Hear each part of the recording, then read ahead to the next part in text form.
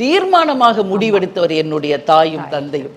பல்வேறு விதமான விமர்சனங்கள் அத்தனை பேர் மத்தியிலும் என் தாயும் தகப்பனும் சொன்னது, கேப்டன் மீது எங்களுக்கு நம்பிக்கை உண்டு, அவரை மாதிரி ஒரு நல்ல மனிதர் என் மாப்பிள்ளையாகவும் என் மகளுக்கு கணவராக வர நாங்கள் பாக்கியம் செஞ்சுருக்கோம், நீங்கள் சொல்கிறதெல்லாம் கிடையாது, நாங்கள் அவருக்கு தான் பொண்ணை கொடுப்போம் என்று எந்த குழப்பத்திற்கும் இடம் அளிக்காமல் தீர்மானமாக முடிவெடுத்தாருங்க எங்கள் அப்பா அம்மா.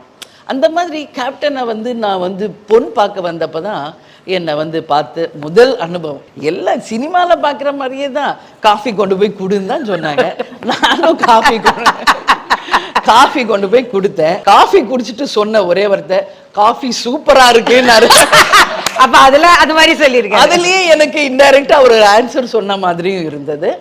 அப்போ இம்மிடியட்டா என்னை பொண்ணு பார்த்துட்டு அப்போ எங்க அப்பா கேட்குறாரு, இப்போ என்ன படம் நீங்க நடிச்சிருக்கீங்க? மீனாட்சி திருவிளையாடல் ரிலீஸ் ஆயிருக்கு, இப்போ சிறையில் பூத்த சின்னமலருக்காக நான் நாகர்கோயில் போறேன்,